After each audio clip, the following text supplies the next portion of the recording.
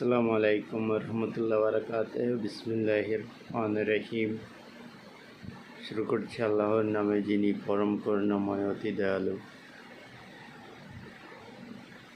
আজকে আমরা অনেক আনন্দিত যে আমাদের দিনী ভাই, যে তিনি বয়সে অনেক বড় হলেও কিন্তু আমাদের দিনী ভাই।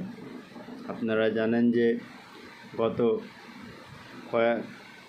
গত কয়েক বছর হয়ে গেল তার জেলখানার মধ্যে, মামুনুল হক, তাকে জেলের মধ্যে বাংলাদেশের সরকার বিনা অপরাধে তাকে জেলখানার মধ্যে রেখেছিলেন।